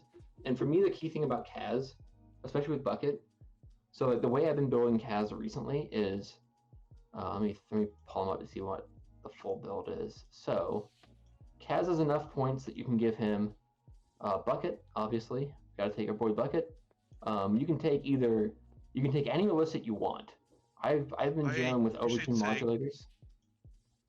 Okay, because I think I usually have him with Bucket, Heroic of Hull Transponder Codes, Advanced Slam, and I'm sure I'm forgetting out other stuff So, as so well. what I've been using recently has been Bucket, over two modulators, targeting computer, and Notorious. He still has enough room for Okay. Notorious. It's a agility 3 meta right now. Yeah. So Notorious can still do some work for you, especially at I4. And you've got, you know, someone. The key thing with him though is if someone's not in your arc, then you get really sad. Or if you do Yeah. what I do sometimes, which is blank out on 3 greens, and you're like, well, I don't know what to do here. Then you're like, man, heroic would have been really, really nice. Yep. Yeah. But You I know, think Notorious is worth a shout. By all means, if you like Zay, fly Zay. I just think Kaz is. I think it's hard for me, anyways. It's a hard sell to say Zay is better than Kaz, just because of like the odds of getting more health on Kaz are a little bit higher. Isn't Kaz? Oh, Kaz is 4 points. yeah. He's 4 points, yeah, same cost. Which is why, like, for me, like, I think Resistance 4 is for me again. Like I said it before we started recording, but it's like I think Lulo's on top, but he has a really high skill curve, so it is that thing of like if you haven't flown him that much, Yeah. you're liable to throw him in a situation where he just dies like that. Yep. Yeah. Yeah, because once he gets stressed, once he's stressed, he's a two agility you're committing ship to being a with, 2 agility A-wing or a full health. Z95 in a way. Yeah, you're Z95 with a shield upgrade usually, but Yeah. still a Z95. All right. Well, here's a But question. then after that, it's Kaz, and then Telly, and then Zay. Gotcha. Well, here is a meta still pretty high initiative for Cass's ability to like go off Yeah, every yeah. round. Oh, Yeah, absolutely. So again, looking at Kyber, which is I think the biggest biggest. And event we'll look I know at you've got this some list fortress too. Yeah. Well, Without what I've been feels seeing in Kyber, and I'm sure other people can corroborate this, is like a lot of I6s, a lot of I5s, there's a lot of Vaders, a lot of yeah, I4s, as Greg a mentioned. lot of Vaders right now, a lot Yeah. of Anakins, a lot of I5 clones. Yeah. A lot of Poes, a lot of Kylos, a lot of Midnights, even with FO coming back into play. It's a high agility meta. It is a high initiative meta. I think the average right now is around I4. I don't think you see many things below I3, other than like Finn. Finn's probably the most common non-I. Yeah. Like non I was about to say like Resistance like is now droids. like Some of the- Swarm, some of the- right? Yeah, some of the Vulture droids can like also you can see them with their like the iron assemblies I1. Hmm. All right. But I3 I think is kind of like your bottom line right now. Yeah. Yeah. I'm bringing a scum list. I'm just Really? Boba. It's like that. What'd you Is it call the it? one The you grind won set. with this past weekend? Yeah, it was that little tiny event that we had. Yeah, Boba, Sarasu, Lima, and Gamut. Have you tried Dirge instead of Lima? No interest. I don't own. I don't own it either. Gotcha. Lima's for the second double modded proton torpedo at So- I5. Yeah. So that list I played against at Gen Con, and I saw it at Nova again a couple times. That list like consistently was like a 3-2 list in the field at those events, because I think it's good. Mm. I just think Lima was the odd man out of that list of like it's a Y-wing and Yeah. kind of dies. Only 4 points. Yeah, you have It to is. fire the torps, and you're usually okay with so- losing the 4 points. So before Kyber, I was testing the list for Kyber, where it was that list except swap in Dirge. Dirge gets an ion cannon and a heavy laser cannon. Yeah. It's a great like little ship for like 4 points of annoyance, and ion control is very great with Boba. Your cat is That's true. about to step on the Corellian Corvette. That's fine. I taped everything Love it. down because she broke Oh, a did set you? yesterday. Yeah. Oh no. Yeah, I fixed it. She Um, broke the airspeeder, but I He's think just I sitting don't know. there. For me, like I think Dirge is a better value than Lima. I don't believe in Lima, but Lima's been great. I mean, Manny's played like what, like almost a dozen games. It feels like against this list. Yeah, it's brutal. I tend to keep. Sarasu. I'll keep a little bit more towards the center, and Lima on the outskirts. Yeah. And if everyone goes all in on the Y-wing, then you have Torp on the left side or right side, depending on where the flank is, and I Boba. just wish Lima could take a bomb with the Pro Torp. That's really what I wish. Yeah. Like, bombs are so good right now. I wish he could, especially with again so many TIE fighters around. Because you could having drop the proton bombs dorsal is- and fit bomblet, right? Or can she not do that? She only has one, or he only has one bomb, I think. Let me pop that bad boy open. Well, 'Cause let's I see think here. Lima's a dude, right? Oh, maybe. I always call Lima a she, but I think you Lima's can a dude. Knock off the dorsal. Yeah, only one payload. You have to drop the Pro bomb. Torps. Oh, got it. You'd have Yeah. to drop the Pro Torps, which isn't worth it. Yeah, no, not worth Yeah. it. But yeah, Yeah, so it just this, wish Lima this- had one more point. yeah, the list is just kind of just all in on like you just pour into something, and then at that point, usually you just trade the 4 points of the Y-wing. That was a game I played against that list at Gen Con for my third round right before lunch. And that was a super fun game because it became Kaz and Poe versus Sarasu, Boba, or no, against Gamut, Boba. I must have Hema. played the same guy that you played because we had like a 1 point Wasn't game. it Miguel? I think so. Yeah. I literally it came down to Poe versus Boba. It's a And ridiculously I won, like, in 12 strong. rounds. Yeah, it's a strong. I think it's Yeah. really competitive. It's there's no guarantees, but if Gamut does his thing, the double modded Protorps, two of them with all i5s, like you're not often getting. There are a lot of i6s out there, but just the chances of getting initiative killed aren't super high. I just think the Y-wing's such a liability, which is why I think I like Dirge more. But then the ship's weird. It is, yeah. I don't want to spend the money on it. I guess when I said I have no interest, I didn't mean to be so dismissive, but yeah, I just don't want to buy the ship. I don't really see the point in buying it. You can always borrow it. I'm sure. That's true. Yeah, maybe. Yeah, I think it'll be at that point. I'm sacrificing like an upfront punch for something that over time might prove more value, but it's hard for me to see that value after playing this list so long. Yeah, and getting used to it. Yeah, sorry, go ahead, Pim. Oh, I never practice lists before events. I always really? The first round is like the third time I've flooded the list at most. I don't know. I just get such bad decisions at the last minute. I'm like, I'm gonna do this instead. Even though if I practice, this is interesting. So we got some Poes, Easy, Lulo, Zay, Django, Dirge, Volan, Iron Assembler, and DFS 81. That was what Noah played at the XVT last night versus Crispy in the finals. Oh, really? Nice. And Crispy, one of those DFS 081 rolled two or three natty evades every single shot. It was insane. Like he could. It's gotta be frustrating. Yep. Oh, Crispy was tilting. He ended up winning, but it was like 8 or 9. It was 8 or 9 modded shots into DFS where he didn't take a damage. Wow. Which is insane. On TTS. Yeah. Yeah. Well, that makes sense. It's TTS. I feel like I see that shit happen all the time on Tabletop Simulator. It's just my bias. Vader and the Boys is a very good list right now. Hawk, Contrail, Obi, Anakin. That's Duncan's list. The Duncan list. Yeah. Vader, Juno, Countdown, Vizier, and the Academy Pilot. This is the Battle of Yavin Vader. It looks like, right? Boy Vader is probably the one you're going to see the most right now. He's 6 points. Yeah.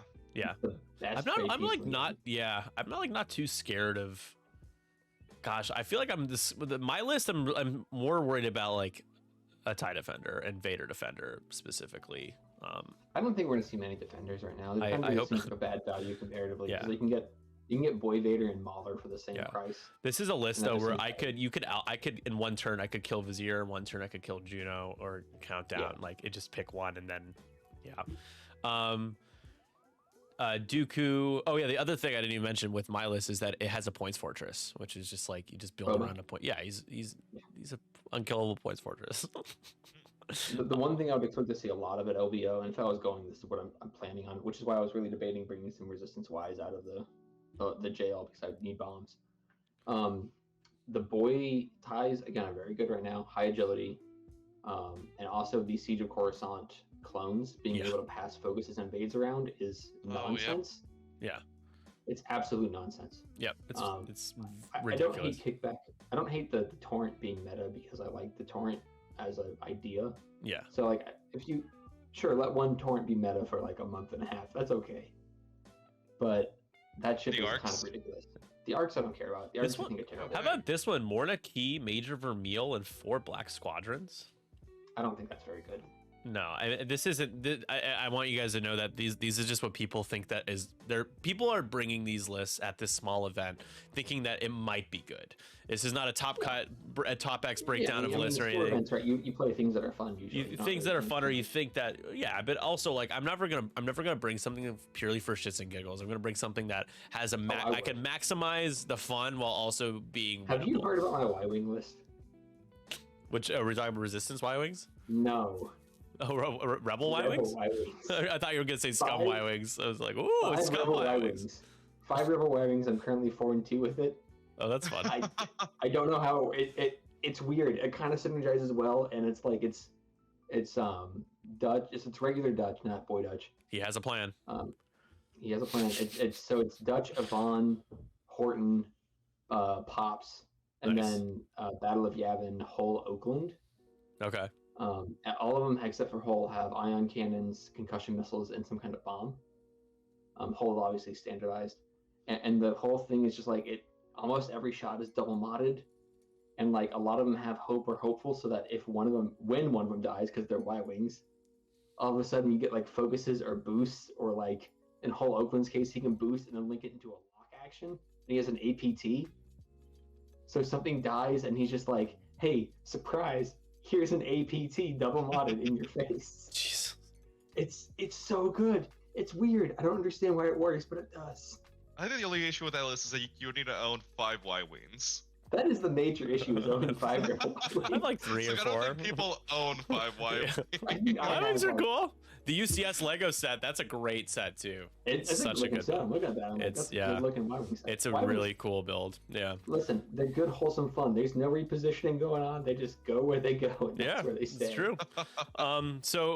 But anyways, it looks like, we're gonna see, like Pim said, there's gonna be a lot of i5s, a few i6s. Don't be surprised that you see. Gonna have an i6.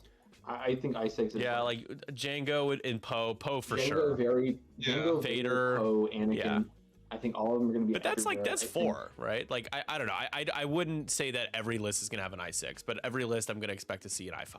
I think FO you won't see many i6s because it's what Von Reg and Midnight. Yeah. The only 2 options. I don't think you're going to see many of either. You see a lot of i5s in FO because they have a lot of i5s though. Yeah, they do. Empire, you're going to see Vader in every list. I don't think there's going to be like more than 4 Empire lists without Vader at this point. Yeah. Anakin, I think, is going to be everywhere in Republic, whether it's Delta 7B or Delta 7 or Ada. I don't know. That would be an annoying one too. Yeah. I mean, I think Poe's almost in every resistance list of either Trigger Happy Flyboy, Commander, or Falcon. I think all of them are viable to certain extents. Yeah, a Trigger Happy not Trigger Happy. The Commander Poe is easier to kill, right? Yeah, it is. Because he can't dance. He's a trade piece. He's Wedge, right? Yeah. He's just Wedge. He's 6 points. He does double mod of proton torpedoes. I think you're going to see a lot of Wedge still, or Han for that matter. Mm-hmm. I have not seen Wedge in a while.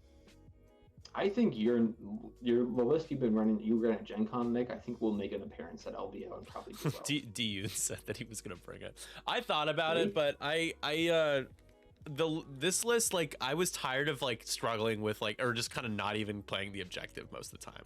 I was like, I can have a even better advantage if I find something that can be hurt, can hurt, but also play the objective. And can afford to be hurt.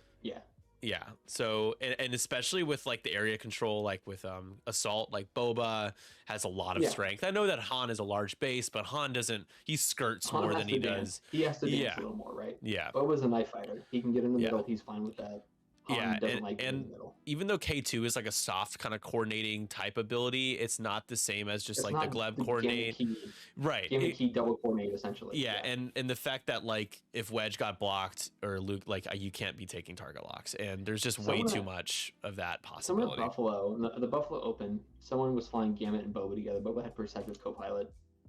So like turn 1 Gamut coordinates Boba a reinforce and then Boba clears it and does like a focus. And then Gamut keeps all of those tokens. And then turn 2, Gamut once again coordinates to reinforce, and then Boba focuses. So you have like 4 focuses and 2 reinforces. I'm like, okay, I'm just not going to shoot Boba. Yeah, I was like, well, that's the funny thing is it's like that. If like joke's on you, I wasn't going to shoot him anyways because he's unkillable in most cases. Like in the right hands, you cannot kill him anyways. Like, I'm not going after Boba. I mean, like, it was not like a neat chance trick. engagement. I'm not shooting at him. It's a lot of green tokens, neat trick, but I don't care. What kind of Scum only has 2 i6s, Fen and Dengar? Yeah, sounds right. Yeah, I don't think you're gonna see a lot of i6, and I think Boba's like. Yeah. I think the Boba Gamut +1 list will show up a lot. Where it was either Rook or Mandalorian or Dengar. I think that. Which I feel comfortable going up against any of the plus. I don't. Yeah. Well, yeah, it's two i5 Pro Torps, and then Boba still gets to shoot, right? It's like Rook can melt, and false transponder codes is a huge part of that list too. It's like cool, you Rook reinforce, I'm gonna just blow it, and you're well, that immediately then just throw a bunch of Pro Torps into Rook or Dengar or whomever it is, right? Yeah, and it's like cool, you and can then double like tap. If Dengar kills, okay, Sarasu and both Protorb Dengar, and Dengar goes down to 1. Dengar is so Dengar awkward to kills. fly, and it Yeah. once after the first And, like, engage, like where do I put this thing? Like maybe with he the double taps first engage against Sarasu and you lose Sarasu, but if you lose Dengar, who cares? yeah. Like you just Yeah, trade it's a it, right? 4-point ship. Yeah, and Sarasu like will roll in with focus evade, the reroll, and a target lock. So she will have like she can.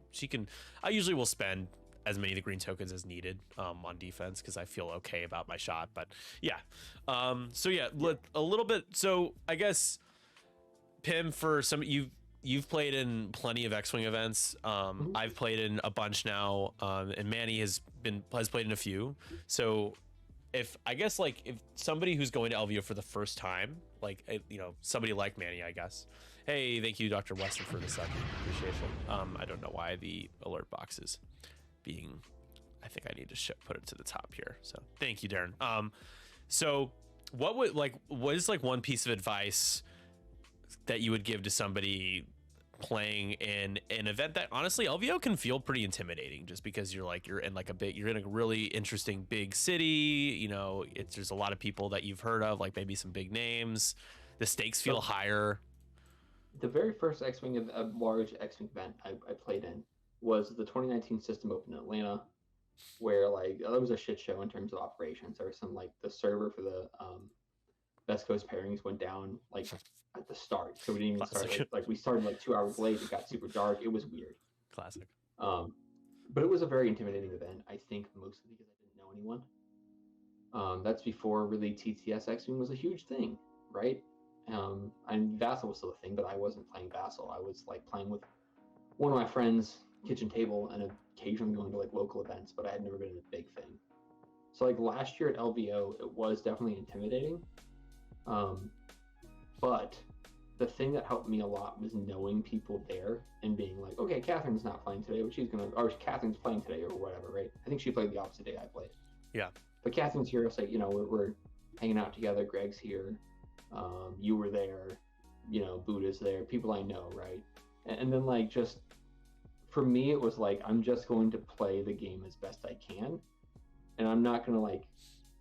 My rule of thumb for events, and which has always been the case, is like I need to not overthink my moves. Of like my gut, probably 90% of the time, my gut first move is correct, or correct enough for me, right? Yeah. Maybe it's not the best move I can do, but it's the one that's like the safest hedge bets of like my A-wing is stressed. There's a rock here. I'm gonna 2-bank around it and boost. And that may not be like I could be more aggressive if I have to, but I don't need to be, and I should just play it safe. Right. And for me, like that's the thing is like just don't let yourself get rattled by your opponents. Gotcha. Because I usually. Oh, go ahead. Well, you go. I'll say my. Yeah, it's like I usually just get like lost in my head if I'm like planning my turn. I usually just like second guess myself, and then I second guess that, and it takes a while, Sometimes. and you just basically psych yourself out until I'm just like, you know what? Yeah. Fuck it. I'm just gonna like That's why I don't change it. move and just call it. That's why I very rarely change it or think longer than like 2 minutes on my moves, because I'm like, if I think longer about these, I'm going to make a mistake, because I'm going to start going like, okay, if I do a 3 but he does a 2, I'm screwed. But if I do, sometimes I do make better like decisions if I start thinking about what my opponent does. I will say though, on those like initiative rolls where like Yeah. Road is a big deal. Road can be brutal. Yeah. Road can be brutal. You will lose games because of it. The thing with road is just like try not to bump yourself is the only thing with road of like just do moves that won't bump yourself. For me, well, it like, sucks for Manny because of 9. He's like, oh, this pattern analyzer would have cleared my stress if I was moving second. 9's not terrible though, because if you bump and do a red focus, you still get to ditch it for free. No, it's more so just winding up where if you had moved after your opponent, you would end up in a position where you can clear your stress. I don't know. It's just kind of afford to be aggressive though, at least. Yeah. What's up, Ando? Thanks, dude. Sometimes I find it helpful too to just like. Oh, thank you. Ando, what a homie. And are you doing Draft League Season 3? I hope so. You better be. Better be. Sometimes I find it useful to just think through what your opponent's doing and think about like what would I do in that situation, right? Like, Boba Fett is stressed and has a blinded pilot. Do I care, or do I just do a 1 hard and stay in the fight, right? Yeah.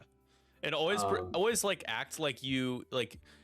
assume that your opponent knows the win condition. Like you might realize it, but like, and think that maybe it's not so obvious, but do not like play it conservatively with that, Yeah, That's like been the biggest thing with 2.5 is your win condition is so much more fluid now of like, 2.0, right? It's like, I got to kill Han. That's my win condition. I got to have Han, right?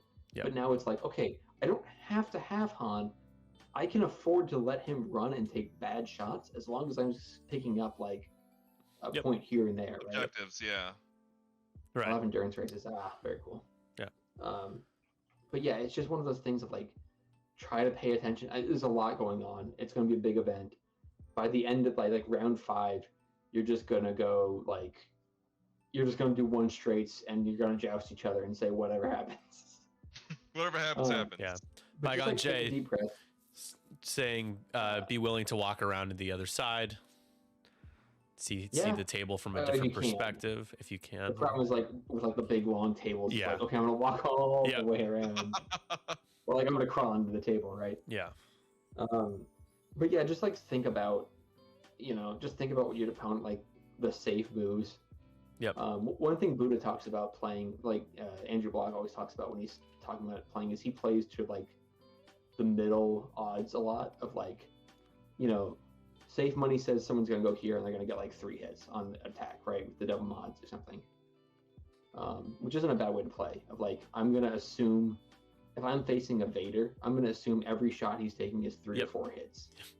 And like, that's the way to play it. And then try to like, plan around that as best as you can. Like try to block try to them, so control what you can control. Yeah.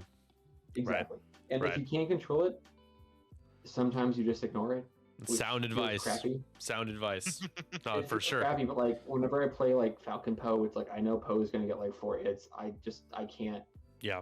Like I can't catch him though, so like I just have to not focus on him and say forget it. I'm gonna focus on what I can. Yep. I was gonna eat those shots. Yeah, you just have to, right? Try to put your best. Whoever's going to get shot at, just say like I'm going to try to give them the best odds of surviving as I can. Yeah. And then just focus on his friends. Yep. Or like I like what Slake says, play like you intend to bump anyways. That's not a bad plan. Like you intend to bump, huh? Yeah. That's like the whole thing of right when Road's about to like when it's one of those things where Road can really mess you up. If you're behind by a lot, go for the aggressive move. Because if you're already behind. Yep. Yeah, I say like. You got bribed by 2 you have to lose. That's but funny. yeah, you got nothing to lose. But if like you're close, just play it safe. Yeah. Because odds are like for me, my strategy is always like I want to make fewer mistakes than my opponent makes. Like I'm not trying to force any mistakes. I just know mistakes will happen, and I'm going to try to make sure that my errors are fewer than them. And usually that works. Good call. All right, that's good. Yeah, totally. So that's our X-Wing segment. Pim, I'm trying to be conscious of your time, so 15 minutes and we'll be out of here. We'll speak through the last few. It is what it is. Oh, wait. One last thing. I also heard that in like last year's LVO, there was a bit of a problem with like sportsmanship. I don't know if that's like a prevalent thing or just like a whatnot. At least that's what like the GSP guys were talking about last year. No, I think that's if it was Marcel. I think Marcel like played one person that like got annoyed about something and. Oh, okay. Like I mean, don't be that person. Like not that any of us would be. Just be willing. I feel like just be willing to call people out if it's so aggressive, like so obviously they're misbehaving. Just be like, hey man, like I'm not comfortable right now. Like this is just it. Like we're just trying to play a game together here. Like let's like. Or like if you make a mistake, like let's say you. For me, for example, like I'm sitting at like round 4 of LVO last year. I just side swiped my opponent's Sunterfell who's going like this long flank. I just knocked him off the table, and I was like, I'm so sorry. Just put him wherever you want. Yeah, that's like usually my. Yeah, because you can't be the one that puts it back. Like that's you made the mistake. Yeah. If you make a mistake, just own it, and like people are usually cool. Like you don't have to be like, oh my god, like what do we do? If you want to call a judge, by all means call a judge. But like, well, the judge is gonna be like, well, I can't help you. Z was standing right there when I did that too. That's so funny. Like, oh my god, I can't believe you did that. And I'm like, I know. That's so. My opponent was cool about it. He's my opponent was a Northern Virginia guy. I can't remember what his name was. Nice guy. Cool. Yeah. But yeah, so we'll be flying out Friday morning. We thought we were going out of the same airport, but Manny's going out of O'Hare. So yeah, it is what it is. Safe, guys. Should be a fun time. I'll be rooting for you. Thank you. We'll keep you guys updated. I'll have the red flag stress tokens. I'll be repping the Tinder gods on the table. Just remember, Manny, whenever you're playing your game, just remember that like you're there to play a game and it doesn't matter. If it makes you feel like Yeah. don't stress And too Manny much played at about it. Gen Con, so it's not like he hasn't played at a big event. Yeah. It's Exactly. It's more- not like I'm like extremely new to this. yeah. Yeah. Last thing on X-Wing, the Shikuffalo tournament. You guys will see the graphic up there. Exclamation point Shikuffalo. It's our single day on the 4th of February TTS event, partnering with Greg at Nickel City X-Wing. It's a mystery box event, meaning that the damage deck is altered. There are more cards in some of the damage cards. Everything's taken face up, even if it's a regular damage. Some of them are upgrades. You know, instead of taking damage, you take upgrades. Like you can get prockets. On Rocket. Han Solo could grab some prockets or something like that. You know, it's It's a like standard every event. Can, right? You get an HOC in there, you know. Yeah. There's a lot. The Child is one of the. There's a couple of really interesting, fun ones. The Child You is can one. just traffic some children while you're playing X-Men. The Child. Yes, Carrie. Yeah, just got. I want to see the baby. Like pull a Wayfair. You know. All right, so super quick on the Bad Batch. We realized that the spoiler alert, very minor spoilers, because honestly, let's be honest, guys, season 2 doesn't really have any major spoilers. The major one, or Cartoon what was None yet. what one that you would consider to be a spoiler was spoiled by the official Star Wars page on all social media with Commander Cody. Really? That's the only thing they said. Commander Cody's okay. back. Yeah. So you know it is what it is. I'd say that I'm very mad on the show. The second season, it feels much more like a kids show than the first season did. Like first season really got pretty dark and gritty, and I was super into it. But I'm gonna keep watching it because I really enjoyed the first season, and I think they're doing some cool things. And yeah, it's Star Wars content. It's on. It's available. It's what's actively being made or released right now. So yeah, I'm curious what you guys think of the show, but I'd say 50% of the episodes, like out of the 5, I'd say 3 of them I like. There's a couple that I just kind of found it to be whatever. I've only seen the first 3, and I like the first 2 as like an introduction. I love the third. Anything that has to do with like the clone troopers and how like they're doing at this time, I just find extremely interesting. So like Yeah. small stuff. They're when the like clones deteriorating in a way. Like yeah, like when the clones were in the cafeteria talking about like the new law that could get passed that could like replace them. I thought that was like, oh wow, like small stuff like that I really appreciate. Yeah. And how they were hoping that like, yeah, I hope that doesn't get passed. I also do like how Crosshair just cannot eat a fucking meal in peace. yeah, twice. That's true. I was like, damn, it's like I honestly thought that I would like had skipped back and watch the same scene again. I was like, did I just watch this? Like, no, it's a gag. Yeah. I think there's at least like 8 more episodes or something like that. Oh, so yeah. There's a lot more left. So we'll see how the show continues to evolve. But I recommend it, especially clone the first commanders, no, not clone commandos. I want to see them make a comeback. We already did in the first season. So, Wait, yeah. is this like a spoiler discussion or like a non-spoiler Yeah, discussion? well, the first season's been out for quite a while, so if you cared, you would have watched Well, how it. like by the now. first 3 episodes of like season 2? Yeah, Or no, just not this is talking about it? a minor spoiler conversation. There really isn't anything Alright. outside of just like revealing like the plot line of the episode. Don't feel like there's anything that you could really So, like, spoil that would get someone Commander mad. Cody going AWOL, right? Like that's, Right. I guess, like that's fine. I was kind of hoping that they would, like, not have him go AWOL so soon. Yeah, that was fast. Happened so Yeah. quickly. Yeah. So I don't know if we'll see him again. To be honest, that might have just been a quick thing. I think he will. I think I'll. He'll probably save the come back. day. He'll come back. He'll save the Yeah. day. I was hoping like him against the Bad Batch or like him against Rex, and like Rex and Cody have like a standoff. About to red zone everyone. What does that mean? In general for Nickel City? What?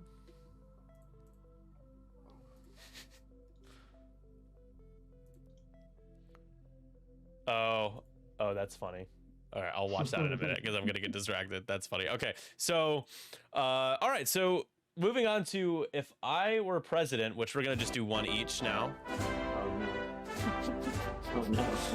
Is this just Hey, basically hot takes? if I were to some world, extent? no, if I like, if you could write anything into law, let's just ignore the current political process. Like, let's just say that any law you wrote in, like, that is the law. All right, so give me one. Listen, I got some strong opinions. Just give me one though. Just give me one. Just one each. Don't start with me. All right, go ahead, man. Manny, this was made for Manny. I don't have one right now. I mean, like, okay. My previous hot take was like, yeah, just make it illegal to like get married to a person if you have like lived with them. Okay, if I had to think, if I'm in the spot, okay, if I were president, I would inject a virus into mosquitoes in where they would transfer the virus amongst themselves and they would just die out. That's like a just bad idea. mosquitoes. That's a bad idea. Really? Because I've seen like so many studies that showed that that like if mosquitoes were to just like disappear right now, almost like no negative impacts would happen. There's another X-Wing player who actually, his name is Josh something Keys is what his axiom is. Plays on Hex out every so often, but he's going to grad school for research into like mosquito transmittal and stuff. There are good ways to like. There are things we're trying to do with mosquitoes that will transfer like good things over, but not kill the population and also prevent spreading of diseases. But I get your point. But killing them off, I don't know. I'm a very pacifist. All right, Manny wants to kill the mosquitoes. That's his first 100 days. First day of his 100 days, killing all the mosquitoes. I'm too Floridian. What would we do with the mosquitoes? It's a vital part of our ecosystem. All right, what about you, Mr. DeSantis? If we're gonna go back to Florida, for me, you can't develop new land until like if there is existing land in the area that can be developed instead, that has already been developed. So let's say you want to put a new neighborhood in, but there's a shopping mall that's been abandoned for years. That's where that neighborhood's going, baby. We're not bulldozing more trees. Yeah. That's a good point. Like, you gotta reuse what we have. Like, tear down the mall. Mr. Gorbachev, tear down that mall. If we've got an abandoned strip club, if we got an abandoned strip mall somewhere, right? Abandoned strip club. We got these storefronts doing nothing. If you want to build new stores, you can't do it until those are filled. Greg clearly does not understand what you're talking about. He said, "What?" Florida right now, especially down here, we're getting there's so much like land. It's so like we have the same amount of land development and deforestation going on as like the Amazon rainforest in Florida right now. It's very bad. Yeah, dude, Spirit Halloween might have something to say about tearing down that Spirit Halloween. Spirit Halloween will survive. Man. They'll survive somehow. But yes, I think that like let's reuse what we've already tore down instead of destroying more trees, please. Thank you. Yeah, it makes sense. Mine. Here we go. Mine would be, let's see, my first 100 days as president, or the Tinder God president of the United States. I would. Gold for everybody. Yeah, everyone gets Tinder gold. Everybody gets Tinder gold. Is imagine only Bernie advocating for Tinder gold. 99% of all the matches. Yeah, the top 1% of men only dance with 99% of women. Millennial. Yeah. We need a political revolution to share the matches. So JJ mentioned something about TV, which got me thinking about copyright. I would make it so that content creators, if they can prove that they aren't making money in relation to using a song in the background of their stream or 30 seconds of a part of their favorite song, that they are, as long as they credit the artist, allowed and legally allowed to use that copyrighted or that material, that intellectual property. I think copyright laws in this country are brutal and unfair and confusing and archaic, and have gotten even more strict because of companies like Disney and just content creators that are butthurt that people are like reacting to their videos negatively or whatever. So yeah, I mean, especially like playing a song in the background, it's like, are you fucking kidding me? Like, really? That stuff technically already constitute fair use on that stuff, but like except it's a case by case basis. It's not like there's YouTube no standardized. There's no reason for YouTube to believe you though when you say it's fair use, because it's just easier for them to say copyright strike, or like Twitch, right? It's easier for them to say it's just here's a strike and then not worry about the corporation suing them, instead of little old you who's not going to sue them. Wrong Brownie, thoughts on the UCS Battle Vendor set? It's a playset, UCS playset. I have not heard about this. No, I'm like, I need the link. I just Googled it. I found Typically, stuff I from don't 2009. advocate for things that take up a ton of space, that are like play sets, because it's just like I need it to look like that. The UCS Mos Eisley set is super cool, but Yeah, like I don't know how to display that. Right, but it also, is it recognizable? It looks like a blob, right? Like, unless you're like a diehard Star Wars fan and you really look into it and open it up, I mean, which if like you'd have to make like a diorama for it, right? And that's fun. I like doing dioramas, but like, it's just you need a lot of space for that, right?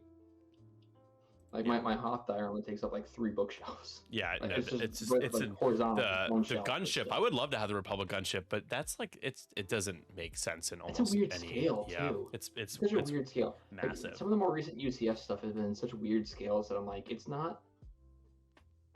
I don't know. It's weird because like the A-wing I kind of get, because like if you made the A-wing minifig scale, it's just a playset, right? Right. Like, Yeah. most of the playset A-wings are minifig scale already, so like you can't do like the Falcon thing where like we're gonna make it minifig scale, or the AT-AT is minifig scale as well.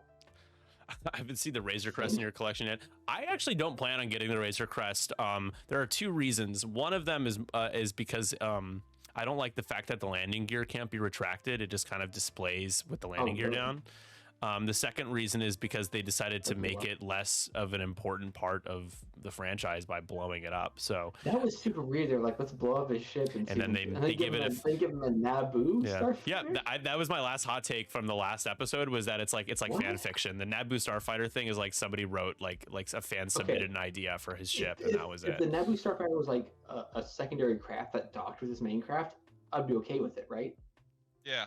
Like let's say it's like his Pretty little sick. like a little fighter, right, that you take out to go do minor missions. But like that being his main ship for like a bounty hunter is like, where do you put your bounty? Your bounty Where do they sit? in like the astromech cockpit, I guess. You're towing. Are those the crates we're towing in X-wing? Just bounties? Like how do you? What's going on here? It's such a weird choice. You know, like I think his bounty hunting days are like over. I don't think we're gonna see him bounty hunting again. Yeah, I don't. That's too think so bad. either, but It was short lived, the bounty hunting. it's too bad that Book of Boba Fett was weirdly Mandalorian season 2.5. Yes. 3 episodes. Yeah. My name is Boba Fett. All right, I'm scroll up. We're just gonna look at just a few quick memes. This is a JF Goodrow classic. Wonder why we're back here?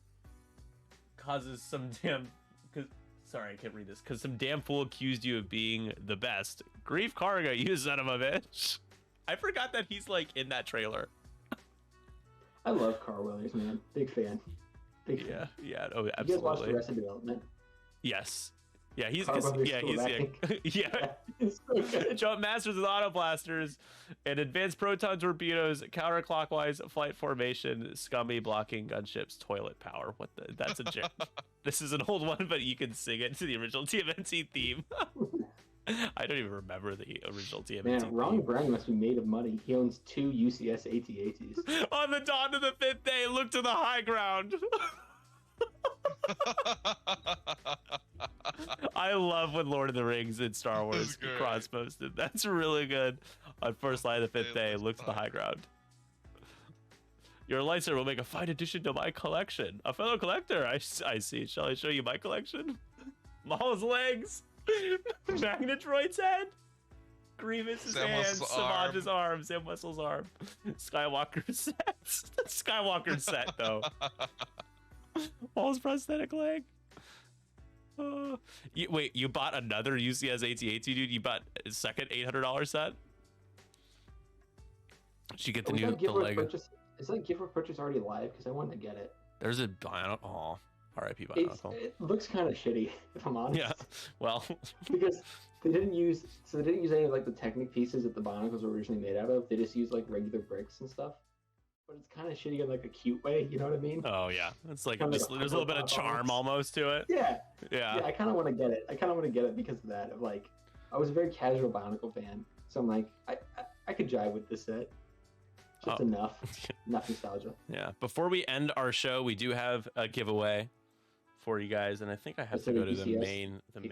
cam. I'm giving away a UCS AT-AT. Yeah, I exactly. gotta win. Hang on, let me enter. Great. Where is the giveaway? Here we go. You know what time it is? It's giveaway time. Nick gonna give us some free shit. All right, so Nick gonna give us some free shit. So I have a you guys might see this on stream. I have a 312 first player token from CurlPod Creatives. It's like a medium-sized token. It's got blue side on one side with our logo and red on the other. So it's a little hard to see with the way I Bonus points, if you're indecisive about dinner, you can flip it and it'll help you make a choice. There you go. So I am gonna give that away to a lucky winner, and the keyword is going to be 312 as always. So type it in the chat if you want a chance to win the CurlPod Creative 312 first player token. Blue on one side, red on the other to match most of the objective marker colors out there. No. Planning phase has entered the chat. So my favorite part about doing giveaways is I get to see the lurkers. They like reveal themselves just very temporarily, you know. It's like, oh, you were watching. That's nice. All right, Tanner being a lurker, does that put him higher or lower on your draft board? Manny, I actually have one for you. I'm gonna give it to you tomorrow. So you already win. Thank you. You're welcome. Does Tanner lurking make him higher on your draft board, lower on your draft board? What do you think, Nick? He's not playing. I gotta be honest, Manny. Manny decided Not that Manny, he. Tanner. Oh, got it. I was gonna say Manny's not interested in playing draft league again. I'm out. I'm good. I don't have the time for it. So I gotta be honest. That trade worked out really well for both teams. The Tanner one? The Tanner trade, yeah. Yeah. I think he well. So I sent Tanner over to Endgame so he could be with JJ. Yeah. And I got Alex Oler and the second round pick back, and Alex performed really well in the final, like we're not in the semifinals for us. He beat his brother in like a pretty big game, and Andrew Oler had a bad season. Yeah, it was it was rough. I mean, it's a bad luck, and it just it wasn't working too well. And honestly, those kind of experiences is why I take these hiatuses from TTS until I do the next draft league. It feels good. I've been playing so much in person X-Wing, and just kind of take a break. I'll still stream it, but I just don't play it as much online. All right, so the winner of the first player token is Planning Phase Syndicate. Speak of the devil. The devil wins! Exclamation point win, Tanner. The devil wins. The devil wins. A devilishly handsome fella. Heard it here first, folks. Devilishly Tanner is the devil. But hey, being the devil, I mean, it ain't so bad. It ain't so bad. It's kind of hot down there in hell. Yeah. You guys ever seen Liam Neeson threatens a fan? Have you ever seen that? Mm-hmm. No, yeah. It's very good. It's very good. It's very good. I'm looking this up right now. It's really good. We'll have to react to that for the next episode. All right, you guys. So here's the deal. That concludes the show for tonight. Thank you so much for sticking around and hanging out with us. Manny and I will be in LVO, but I want to let you guys know that I'm going to be filming and interviewing people at LVO. I'm going to bring my camera. Manny is going to just help me a little bit with just being the camera guy when we have some leisurely time. I'm going to try to get some quick interviews with officials, including maybe somebody from AMG. I don't know if AMG will be there. I don't know who's running it. So whoever is like... It's a guy out of Texas. He's okay. Well, then I'll interview him. I want to go on the record. He ran the Lone Star. It wouldn't be like an interview with like a gotcha interview. It's more just like, how do you guys feel about the game right now? What are you most looking forward to? Stuff like that. Mostly pretty casual when you ask him questions. Yeah. So someone from AMG was at Gen Con. They're head of OP, but I don't think she's gone to any of the other ones. I think Gen Con was just because it's close. So AMG really hasn't been traveling for these. Okay, that's a bummer. I didn't know who was running it, but either way, we'll be interviewing players and event staff or whoever's running it, and it'd be really quick. Brian, something with a T. Okay, cool. He's run the Lone Star Open a few times. Nice. Like a nice so guy. if you guys have any questions that you'd like me to ask players, this is stuff that I want to put on our YouTube channel as like YouTube Shorts or Reels on our Facebook page. So if you have any questions in the general Kenobi chat in our Discord, we have started kind of a little unofficial thread of questions. So I would love to know how many of them are gambling there today. Are there as well? Yeah, I'll ask some Vegas related questions. Like I'm curious. How much money have you lost? That's where you start off. Yeah. How much money have you lost? You're not going to say they've made money. Well, more than I've lost games. My question is just like, I do wonder how many people go to both gamble and play. Because I feel like you have to gamble when you're there, right? Ask them anything Lego. Okay. I mean, You I think gambling? I am just because it's my first time in Alright. Vegas. Sure. Might as Yeah. well. I think Yeah. I think I'll take out a couple $100 and that's all I'm gonna play with, like $200. $100. I'll play Jesus. blackjack. I took out 100 last year. And I was like, that's enough. Yeah. That's enough for me. Yeah. All right, I'd you like guys. 200. Thank you so much, Pim, Manny. Thank you for joining me tonight. We'll have episode Be 3 here. will be in February. We will also continue with our in-person 2.5 X-Wing in February as well. We do need, I think, about 7 more subs to hit that goal to stream, but I'm just going to anticipate and assume that we'll get there just because you guys have continued to support us and appreciate it a lot. And we'll have our last NW Vader Day in February as well. So one last salute to the old days, the Legacy X-Wing R.I.P. days. Yeah, hopefully he is doing well. I will probably stream a little bit of baseball in a few minutes if you guys want a little 312 after dark, but we'll talk to you all very soon. No X-Wing this weekend because we'll be playing X-Wing this weekend, and we'll be back as regularly scheduled. Just bring all my stream stuff someday, maybe someday. Maybe someday. All right, y'all. Talk very soon. I'll be back here live in a few minutes. Thank you both, and we'll talk to you in a bit. Bye, everyone. Thank you.